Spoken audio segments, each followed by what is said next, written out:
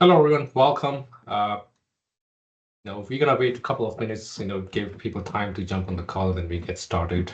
Just bear with me for a couple of more minutes.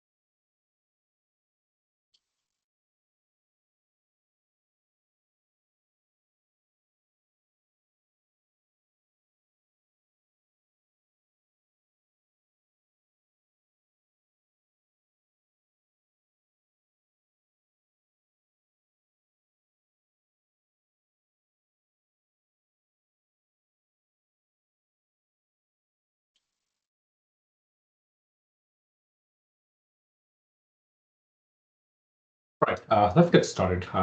Once again, hello, everyone. Welcome. Thank you for investing your valuable time with us today.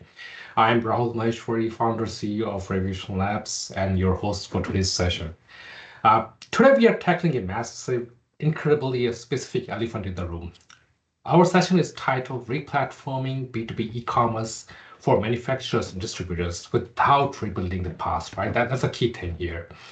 We aren't here to talk about, generic B2B e-commerce, right? Because let's be honest, your businesses are different. Everyone's business is different. You are not selling simple retail items. You are managing complex supply chain, multi-tier distributed networks spread across continents, and ERPs that have been customized so heavily over the years that practically they have their own personalities. We have seen this before. A distributor spends 2 years, couple of $1 million to upgrade a flashy modern e-commerce storefront. But instead of fixing their customer friction, and operational bottlenecks, they just end up perfectly duplicating their old manual and friction-filled process on a shiny new platform. It's like putting a rocket engine on a horse-drawn carriage, right? The horse is terrified, the end carriage is falling apart, and you're still not moving any faster to your destination. That is the reality of failed B2B e-commerce enterprise projects. If you look at the landscape in 2026, buyers demand speed and self-service, while sellers need the actual efficiency in the age of AI. To help us map out a modern, highly velocity foundation for your commerce, I am joined by two incredible panelists from our technology partner, Virto Commerce.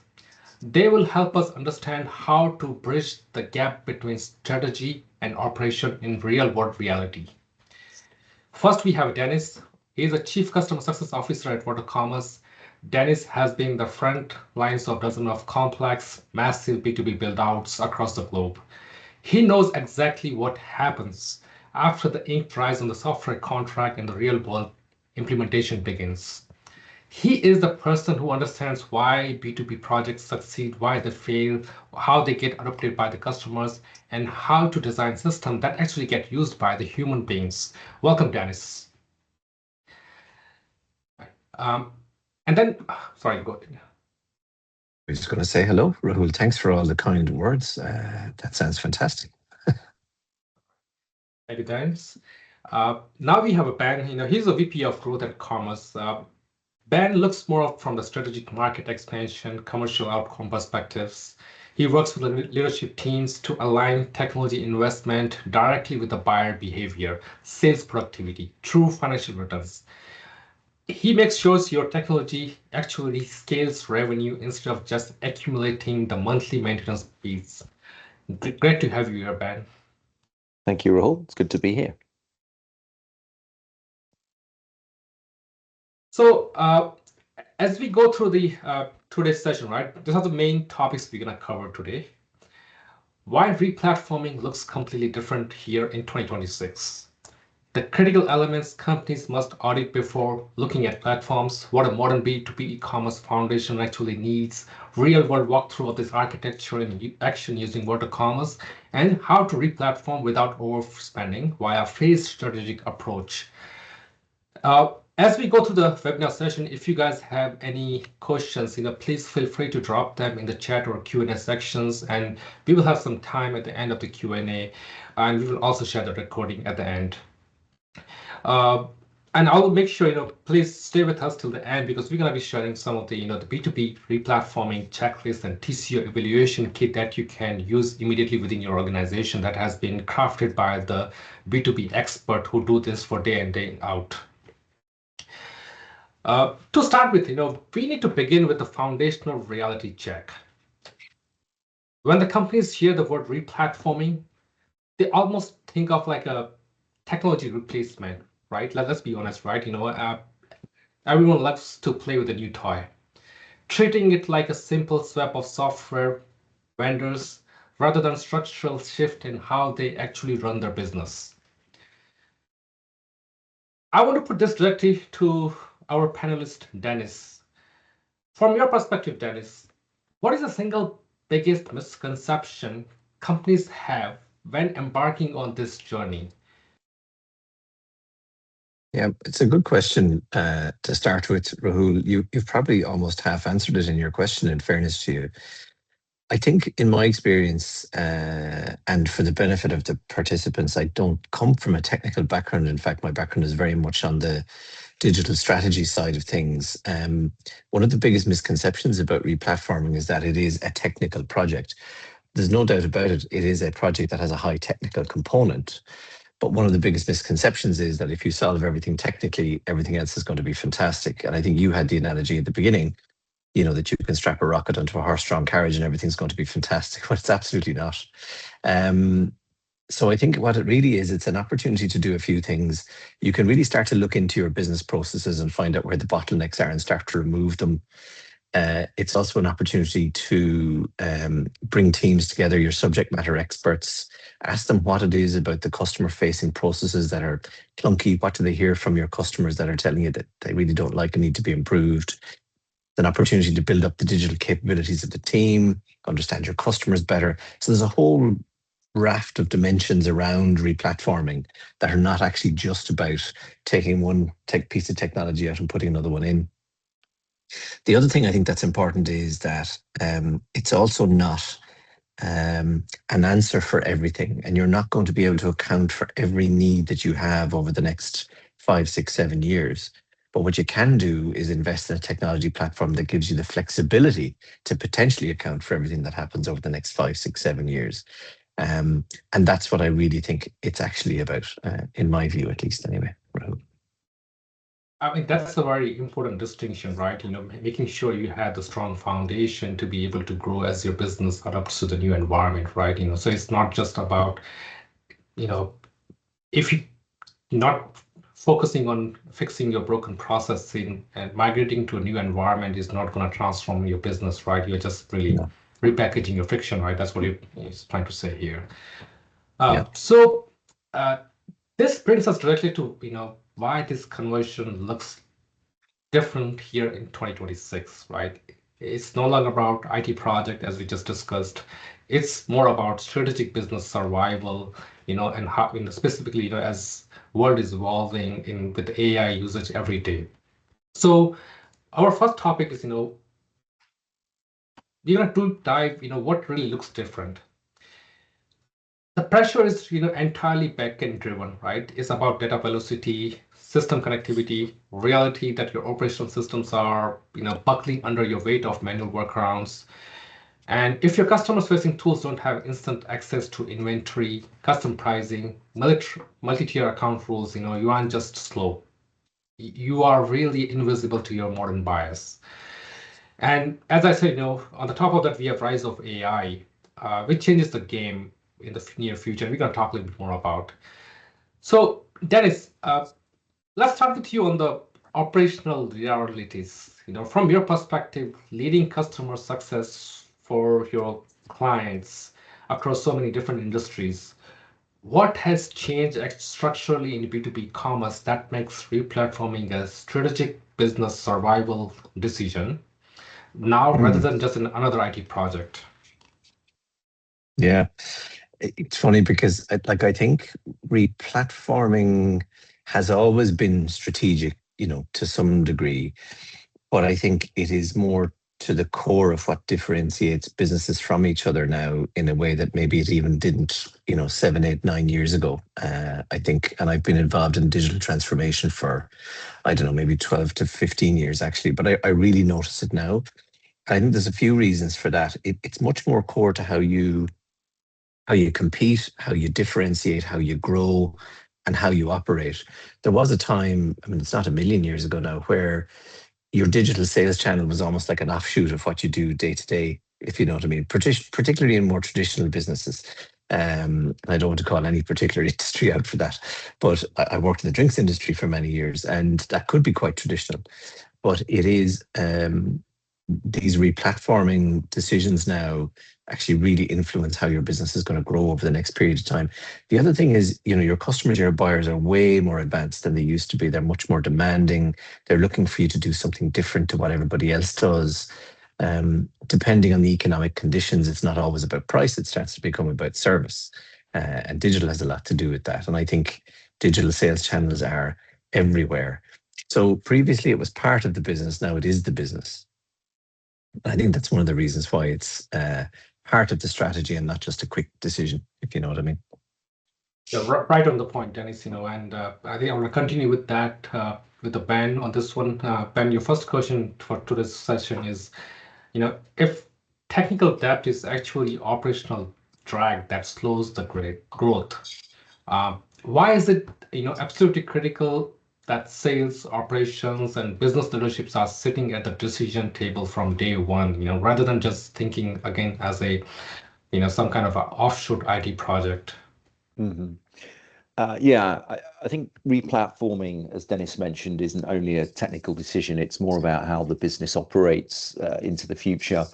If the people closest to the day-to-day customer experience aren't shaping how the company's vision gets implemented, then details can be missed. And in digital commerce, the details are the customer experience. Self-serve done well is a real competitive advantage. So it's important to ensure the project doesn't just translate today's inefficiencies into new technology, whether it's compliance, data residency, sustainability, regulation that should shape the architecture. And AI readiness requires clean, governed data foundation. In each case, the people who own those outcomes should be in the room before platforms are shortlisted. You bring up some of the very important points. You talk about self-service, and that reminds me, recently we had a customer came in, they had an e-commerce portal, they take the orders online, but it was just in the name, right? As soon as the customer starts the add to cart journey, their sales rep is sitting and they're calling them directly. So every single order gets completed with the self rep assisted order. Uh, and that's kind of like the bottleneck, in order to grow, right? You cannot take more orders. And one of the reason, they had this because their product is complex, right? They cannot complete the end-to-end order. Even if they can, they were just afraid, they might mis order something or misconfigure something in the order. So they were really hand-holding each and every. So you are really limited by how many sales rep you can hire. So they're really looking to change it to make it more self-serve based and only have the rep, uh, get in, when they really need help. So now, before we start, laying the bricks of our new commerce foundation, what we have found over the years that we must take a hard look at our current workflows, decide what to simplify, what to standardize, and what to stop doing entirely, right? With, just close down the whole thing. So that brings to our next topic, and I want to understand from you guys, what we need to fix before we even look at a single platform vendor, right? So we have noticed that this is the phase most companies skip, because they won't rush straight into the fun part, which is really looking at the software demos, picking up the vendors. Everyone wants to be part of that process. I've seen that play out multiple times, and that's after that they decide how they're gonna standardize or improve their processes, which is too late. You have already made your decision selecting the vendor, right? But I think of like the way I think personally is that, if you're planning a luxury home renovation, everyone wants to jump straight into the picking up the high-end Italian marbles, right? Selecting a premium appliances, looking at beautiful architectural renderings. But no one really thinks about plumbing behind the walls, upgrade that needs your electric panel, level the subfloors, So now you have this multi-million-dollar fancy kitchen, but in the 6 months later, you'll find out, everything is tearing apart your investment just to fix what should have been handled from the day one. Now, so before comparing the platforms, before jumping on those demo calls, you have to know where your workflows are broken. And Dennis, that's where my next question for you is, looking from the perspective of customer journey and operational audits, sorry. A manufacturer distributor even schedules a demo with the vendor platform. What should they be auditing internally to make sure they aren't just carrying the old, dusty problems into a brand new house? Yeah. That's another great question. I love your analogies, by the way, Rahul. And I fully and completely agree with you. Like, I think good businesses that have good business practices make very good digital businesses with good digital practices. At least that's kind of been my experience. And if you have poor data and poor processes, they simply become visible to the customer, if you know what I mean. So I had a colleague say to me, if you have some rubbish process in the back end that customers hate, as soon as you go live, they're going to be able to see that. They're going to hate it even more because they're going to see it more regularly, if you know what I mean. So I think it's an opportunity too good to be missed to engage the subject matter experts in the business. So go out and talk to the team leaders, the supervisors, the process owners, the functional leads, talk to your customers, find the bottlenecks, and start to challenge a few assumptions about actually how some of your business processes works, if you know what I mean. A good example, I did a project in Mexico a number of years ago, and one of the challenges of that digital project was that digital orders did not consume the available stock at the point at which the order was made online.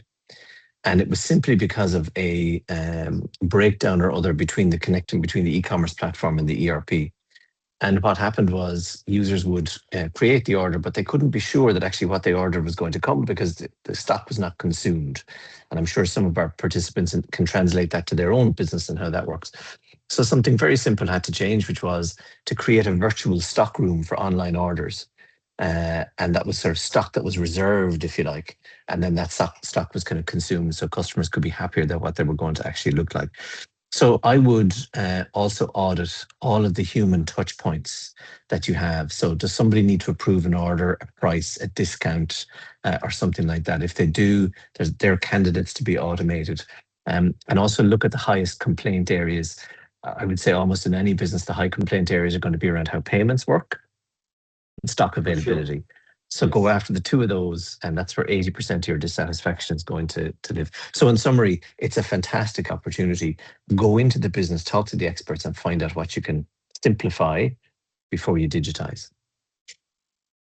So that, these are the very important points, if you're operating within a small geography. But let's tie this to a real world example of a massive scale, right? Think about maybe, there's a client, with incredible fragmentation across multiple regions. They have a complex multi-tier dealer networks across continents, localized business rules, labyrinth of ERPs, not just single ERP, they have multiple ERPs.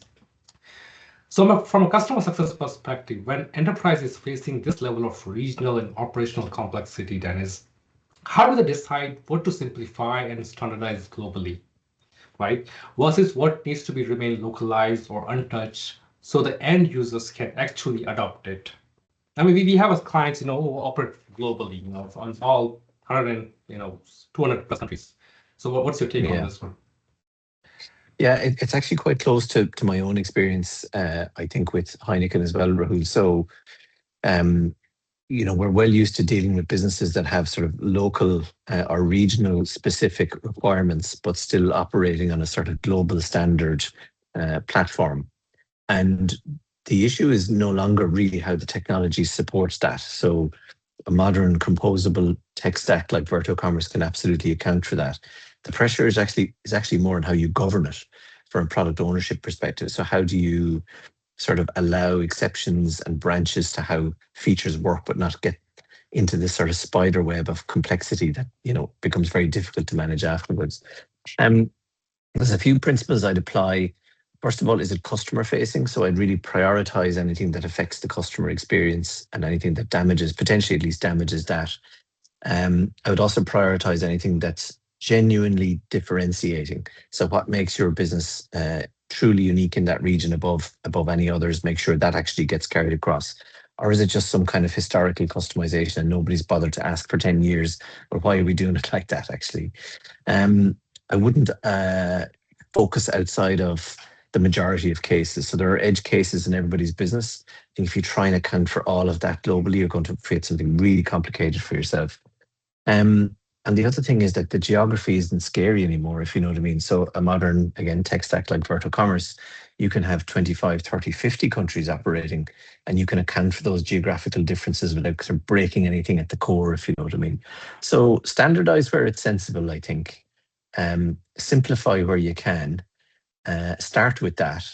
And you can probably account for most of the complexity actually by making those efforts. Hopefully that makes sense.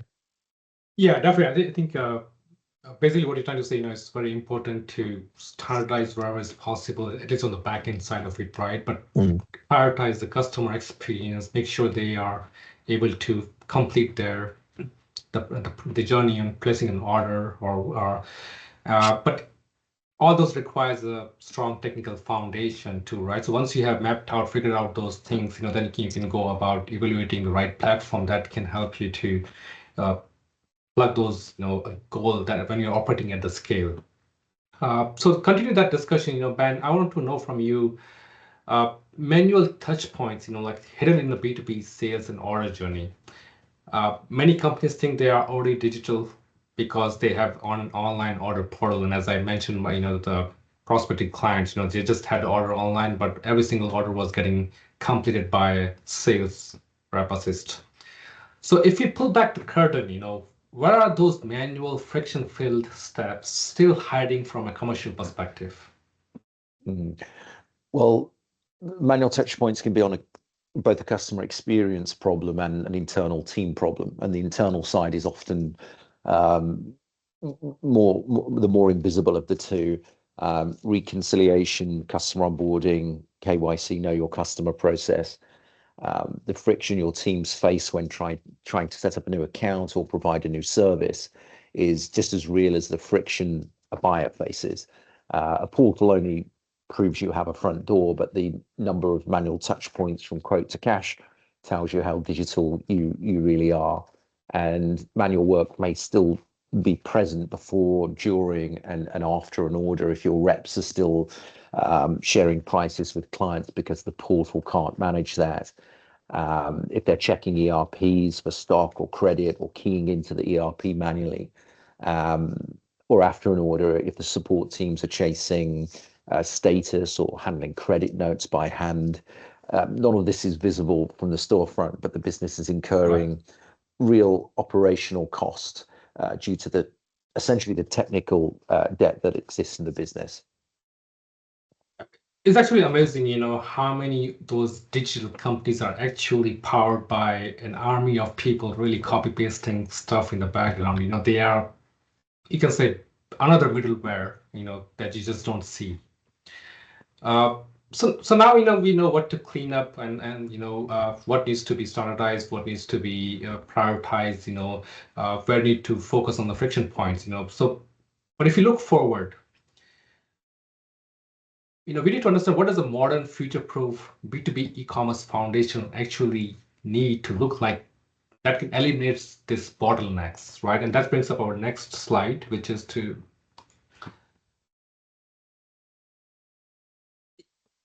so if you're building a B2B commerce foundation to support your business years ahead, you have to design for adaptability, as we have covered so far. So, we can talk about technology terms, where we have monolithic versus composable modular architecture. Traditional monolithic system is more comfortable. It's one big box. But as soon as your business model changes, you or acquire a new brand, or you need to integrate a PIM, or that box starts to feel like a straitjacket, let's say. So that is cutting through all the tech jargon. We don't have too many technical folks up here, but for our audience, who are looking at the next decade of growth, what capabilities are absolutely non-negotiable from an implementation and customer success standpoint? Yeah, it's important. And again, you said like many of our participants today, or maybe those watching back, may not come from a technical background, much like myself. So the question, like, what is non-negotiable over the next 5 to 7 years, is important. I feel like if I don't mention AI, somehow everybody's going to be sort of disappointed, if you know what I mean. Like, I don't know about you, Rahul, but like every conversation we're having now, myself, Magnus, and Ben, with customers, is around that sort of AI topic. Like, in reality, nobody knows what commerce is going to look like in 5 to 7 years. At least that's my take on it. So transformational could be the role of AI in how things work. But that doesn't mean that there aren't principles that we shouldn't be operating to at the same time, if you know what I mean. We had a fantastic advisory board session recently at Virto Commerce, where some of our customers came, and you were present. And one of our participants, I can't remember exactly who it was talking about how, whatever about AI features in digital sales, you should always just be following what solves a pain point for the customer. The AI is kind of the tool to solve the thing, rather than the thing in and of itself. And I think that's really important. But having said that, there's a few must-haves. I think you have to invest in capabilities inside your own organization for digital. Um, I probably come from a fairly old school commerce background, pre-e-commerce. And there's many, human capabilities that I just don't understand, but I very much know that you need to have people in your team to do that. Um, a major technology piece is to have something that's both composable and decomposable. And for the non-technology people in the room, that means you can take whatever modules, and Magnus will show us this later on, that you need to create your e-commerce platform, but you can also unplug certain features or capabilities when you no longer need them, or you have a specialist piece of software that's going to do that. The other is to have a team who understands your customer needs. So to really invest in the customer success part of your business, and then to let the various different layers or pieces play the role that they're best fit to do. So it could be a digital asset management system, a PIM system for all of your product data. It could be a content management system, but to have some kind of orchestration layer that brings all of those pieces together. So I don't think any of those things are going to be irrelevant in the next 5 to 7 years, regardless of what happens with AI. Compliance is still going to be important. Security is going to be important. Yeah, so they're all just good principles to have, regardless, over the next period of time, I think. Yeah, and I think that's why you talk about recomposability. Actually, I never heard that term before. I heard composable. But I think recomposability is also very important as your business evolves, as the compliance in the global trade evolves. You need to be able to recompose without replatforming again. So that's very important. You talked about plethora of systems that organizations have: ERPs, comms platforms, CP, PIM, right? And things can get really messy in the back end, right? Not just technical, but also from the operational perspective. And that's kind of brings to us heated topic inside the organization, which is basically business logic ownership.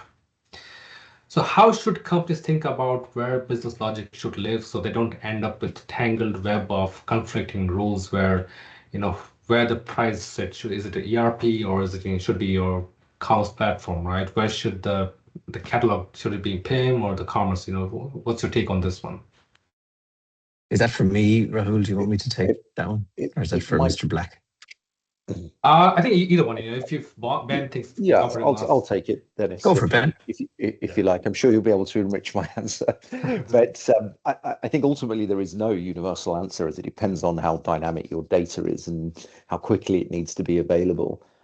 Static pricing could sit in an ERP as a single source of truth, but the moment pricing becomes dynamic, account specific, volume based, real time promotional, it has to be available immediately. The same applies to catalog data. Some information is stable and structured, some changes by the minute. How you design for real-time requirements is the question, and the prize is speed. So how fast can you adopt a business change without a developer in the loop? How quickly can a new rule go live, for example? Business logic should live where it can be changed by the people who own it, rather than every change becoming an internal IT ticket. Catalog logic follows the same rule. Order orchestration brings in a workflow, business teams to configure themselves. The ERP should manage what it's best at rather than house every customer-facing rule. Right. So basically, that has to happen before you start your replatforming journey, right? So that way you'd understand that what business logic or rules or data should reside into the e-commerce platform. I want to talk about a little bit future, right? Going back to the AI thing, we just had a brief. Dennis mentioned about briefly. What does AI readiness actually mean for manufacturers who have highly complex queues, multi-tiered customer contracts? What are the practical steps to make sure your commerce platform can actually utilize AI to drive sales? It's open to Ben or Dennis, whoever want to take this question. I think AI enables scale and acceleration. The question is whether your platform is prepared for a world where buying becomes increasingly more agentic. AI operates on behalf of the buyer. Imagine discovering and evaluating products through structured data rather than a human browsing an interface. The bottleneck is often related to whether your product data is clean, structured, free of noise. AI readiness comes down to two things: your data and your architecture. A catalog with missing dimensions, compatibility, isn't AI ready, and any tool pointed at it will confidently produce the wrong answer. When AI agents select products autonomously, structured context becomes the new shelf. Those who build data quality now will be positioned for that world. And on architecture, an API first platform means your data is available, governed, reachable today and for whatever comes next. AI simply exposes what's already in place. I think we are already seeing some of those companies struggling, trying to adopt. Everyone's jumping and say, "Hey, can you build this me AI features?" But when you go back and look, they don't even have data. AI would not work without data, right? It's very critical that you provide the quality data to it. And you hit some of this right point. How the organization can position themselves to prepare for this AI future. So far, we have talked about strategy. We discussed architecture. We have audited the workflows to reduce the frictions, improve the efficiency. How about let's make it more concrete, right? And for that, we have Magnus, who's going to join from Virto Commerce, who's going to talk a little bit more about Virto Commerce, and how it can help to plug these holes that we just talked about. Magnus, too. Hi, everybody. I shall just share my screen to get up a certain slide, unless you have it on your end, Rahul. Go ahead, Magnus. We'll use mine. Okay, so this is the Virto Commerce platform at a glance slide, just showing a very brief overview. And we do follow Mac principles. We are microservices, API first, cloud-based and headless, but we go beyond Mac in that we simplify complexity whilst providing a balance of flexibility, control, and readiness. This is because we're a platform as a service rather than a SaaS, which means we're a framework. So that allows you to build your own functionality without any restrictions. So this is done using our atomic architecture. So having these modular building blocks that can be added, removed, or swapped without disrupting the rest of the system. For example, you could modify a single module without fear of the ripple effect elsewhere. If you do require a customization for something which might be a unique scenario, then a developer can actually build inside the platform's extensibility framework on top of our core code without ever breaking the upgrade path and without ever corrupting the system. But as you can see so that's the flexibility side, but as you can see on the left-hand side, we have already seen what's most commonly used in B2B with complex companies. And we've productized these. It's actually over 100 modules now. And this is now a complete system ready to go out of the box. And these modules just require a simple activation and a configuration to fit your individual requirements. So we also connect with ERPs, CRMs, and PIMs through APIs. So connecting to the systems that you already run. This makes it the orchestration layer rather than having to be a replacement. So the main logic is really in the back end, but we are also have a headless front end. So that means you're not tied to a single interface. So you can have multiple storefronts on desktop and mobile, and every channel runs on the same engine. So your products, your pricing, your stock all stays consistent. And for content, so you can add your own CMS. We also have our built-in page builder and a native integration with Builder.io. So this is a very intuitive system to use, so marketing teams can make changes quickly and easily without being reliant on the technical team. So with Virto, as Denis was referring to, it is composable, so you can build what you need. It's also decomposable, so you can then change it later. And in terms of replatforming, start with what you need, connect with what you already have, and then add more as you grow. And then Reveation Labs can then shape the right set for your industry and your business without having to rebuild the whole system from scratch. Okay, so let's take a look at what we already have inside the platform. So these like pre-built modules in the back end. I'm just going to switch over and just show you a quick preview of what the back end of Virto looks like here. So this is the admin panel, the back office, if you like, and this is the interface where your internal users manage and configure operations. So as you can see on the left, these are all included in the software, and we have over 100 of these modules. So let's have a little look around at catalog. Okay, so catalog lets you manage physical catalogs, virtual catalogs, and your categories and your products. So you have your product properties, images, SEO links, and this is all managed without code. Okay, let's have a look at pricing. So pricing, this is where your account-specific contract tiered pricing all lives in here. It can be in sync with your ERP in real time. We have multi-currency, and there's all your pricing listings here.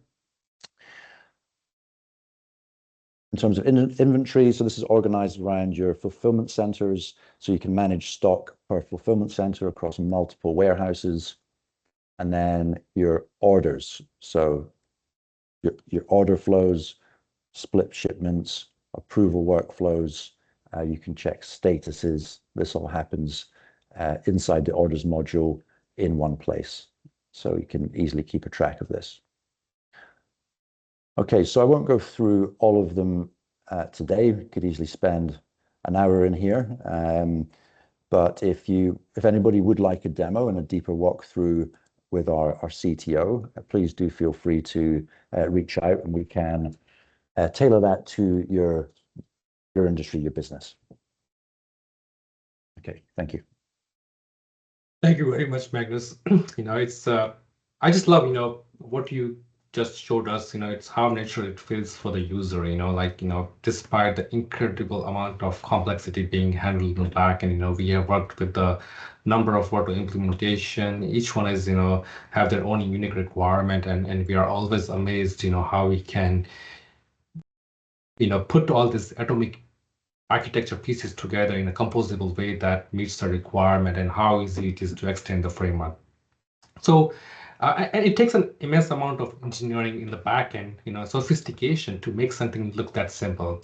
And so, Dennis, help our audience look beyond the user interface.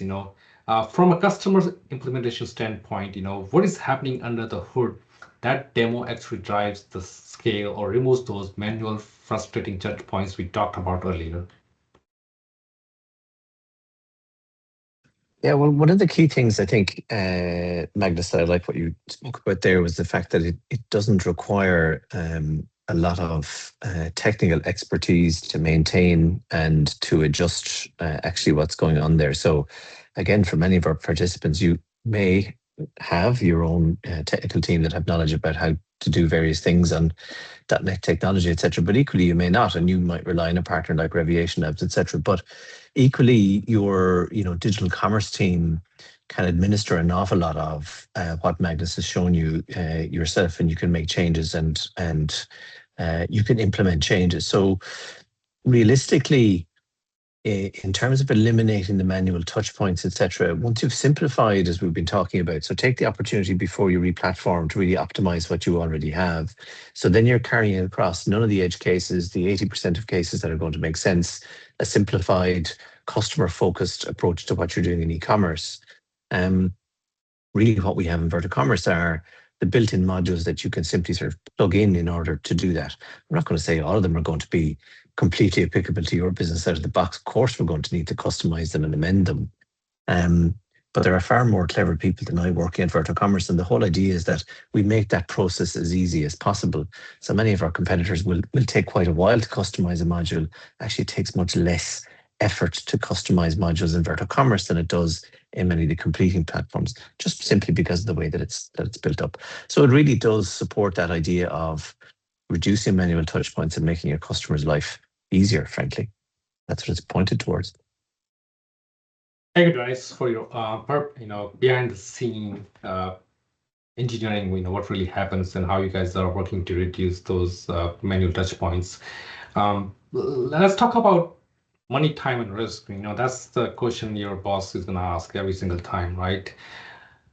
One of the most common fears we have from executive is that replatforming requires a massive, high risk, all at one investment, right? And they debate months and months to whether to jump in or not. They are always afraid that this may misfire and go, horrible implementation. They picture the nightmare scenario, month-long timelines, millions spent, massive disruption to the current sales, and really the team gets exhausted if it's a multi-year project, and just to launch a system that customers find confusing. So it doesn't have to be that way, and like to point us to more strangler pattern analogy. So our audience who are not familiar with this strangler pattern, it's inspired by the growth of a strangler fig trees, which slowly envelopes and replaces their host trees. So in software, it enables teams to, from the software perspective, really, it enables teams to modernize or replace legacy system incrementally, right? By routing specific functionality to a new components while the old system continues to operate. So Ben, next question for you. How can companies use this phased delivery model to prove commercial value early rather than turning replatforming into this multi-year black box project? Yeah, I would focus on how your clients get value. So the question is, what's the fastest path to unlocking meaningful business value or workflow friction rather than just technical sequencing alone? For example, you may target self-service, reordering, or quote to order process, allowing you to show a measurable result quickly, or fewer support calls, increase revenue through the platform instead of a rep's email inbox. That pays for itself and earns the budget for later phases and investment. I think I really love that, because a lot of times, organizations really take a lot of time, time to make the decision by them. You could have been your way to making this incremental progression, So it can easily turn this massive, terrifying IT initiative to a series of bit-sized business wins, as you mentioned, Ben.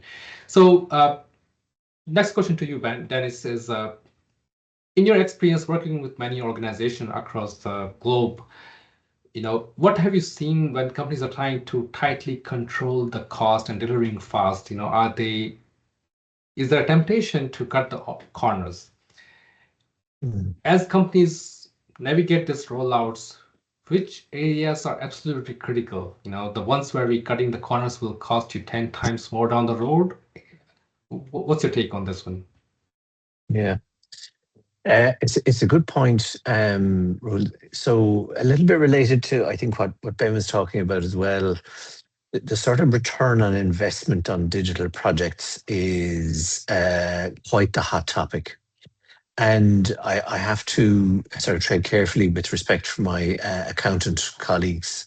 But I think in digital projects, if you're always looking for, the positive return on investment, particularly when you're replatforming, you have to approach it from the point of view, regrettably, with some kind of risk avoidance lens than you do potentially revenue and commercial upside lens, if you follow what I mean.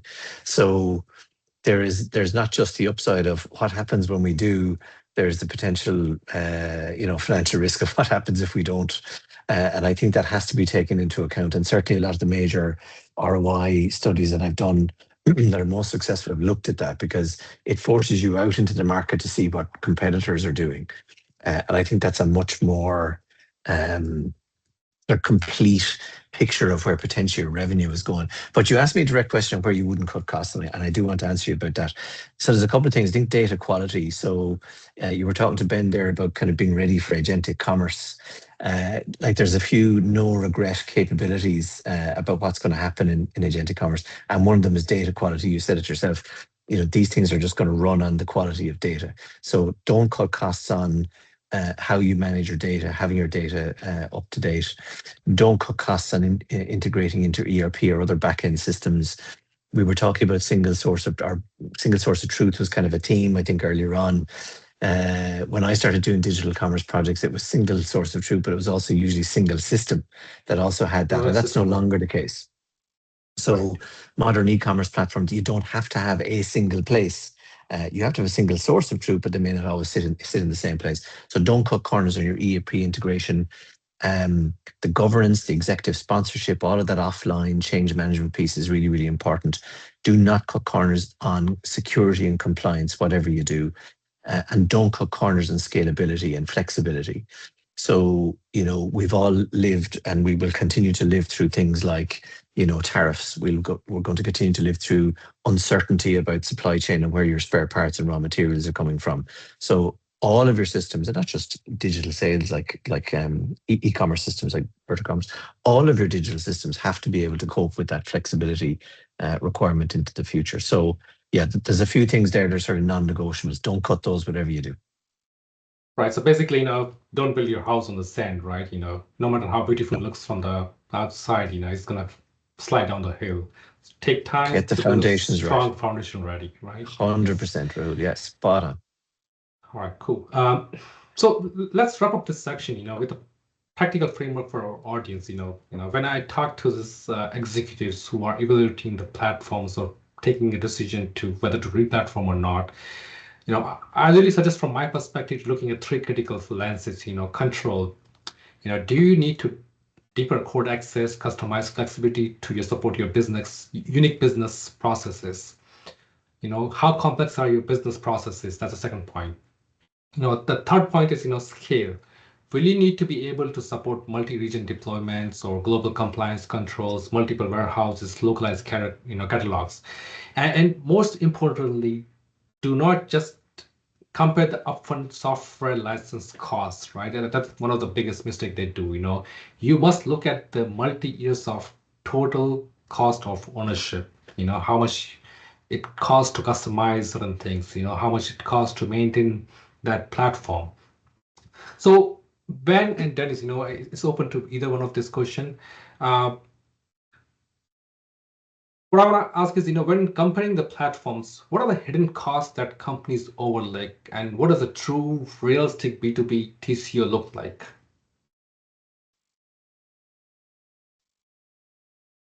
Dennis, if you want to go. Is that for you, Dennis? Whoever, Ben, you think you were going to jump in there, so go for it. You have something on that. So are we talking specifically about total cost of ownership here and looking beyond the license cost, Rahul? Is that the nature of the question? Yes. Yes. I think, like with your own health, really, the decisions you make now may only show their real costs compounded and unavoidable in years to come. As limitations stack up, every change costs exponentially more to deliver on the platform. This is why we talk about managed composability. It exists precisely to prevent that outcome. It's the guardrail that keeps costs predictable over time. The real cost of ownership is the cost of change. Implementation, integrations, maintenance, custom development, internal resource time will all dwarf the license fee. Customers often look for readiness and features, and as of today, as Magnus mentioned, we have over 100 modules purpose-built for B2B manufacturers and distributors. So our customers benefit from this initial faster time to value and have less dependency on engineering teams. But for organizations that want composable benefits without managing it, our in-house and managed composable platform makes total cost genuinely predictable. And finally, it's also important not to miss the operational costs that remain present after replatforming. If reps are still having to chase pricing or support are chasing orders, you're still paying the same old operational costs as before. Right. I think that's a very unique way to look into it, right? Not just as the IT costs, right? The other costs that are not really directly involved with the platform IT costs. So thank you, Ben, for your perspective on this one.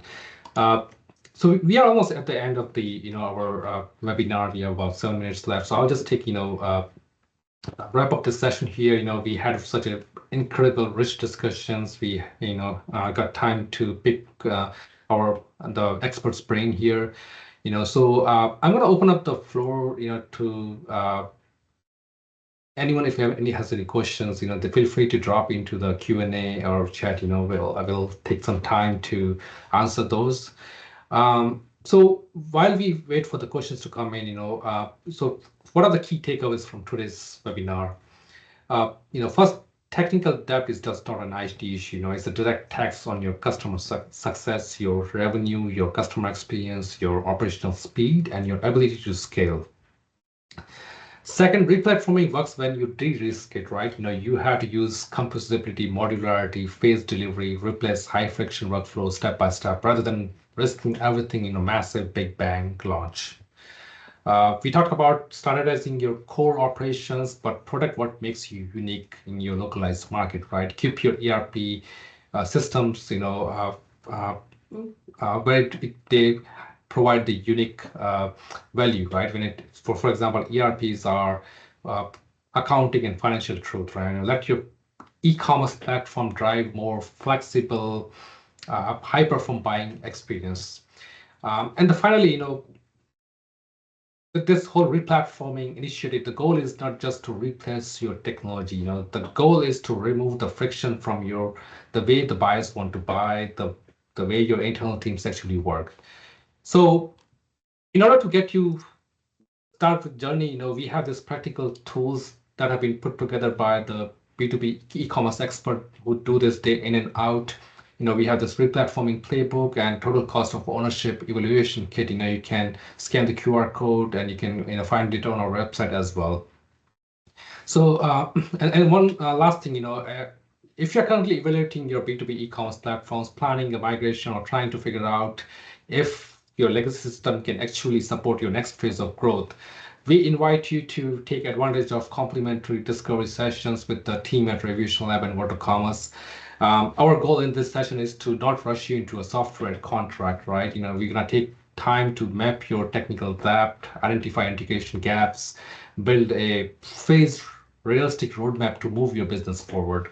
So please feel free to reach out to us. I'm going to share some contact information in the end. But let's see if we do not have any Q&A as of now. So that can be a good thing too. Hopefully we got our message across to everybody. But feel free to reach out. If you didn't have time to go over it, if your requirements are complex, if we cannot discuss here, please reach out to us. Right. So with that, we are right at the top of the hour. I love to finish the meetings on time so we can continue with the rest of our job. So first of all, massive thank you to everyone who is in our audience today. The question coming through chat, we're gonna hope that we get some questions after that. Thank you very much for teams at Reveation Labs and Virto Commerce to help us put together, specifically Denis and Ben, for stripping away all the buzzwords and giving us the unfiltered real-world truth about what it takes to scale. Thank you very much for both of you. Thank you, Rahul. Thank you, everyone.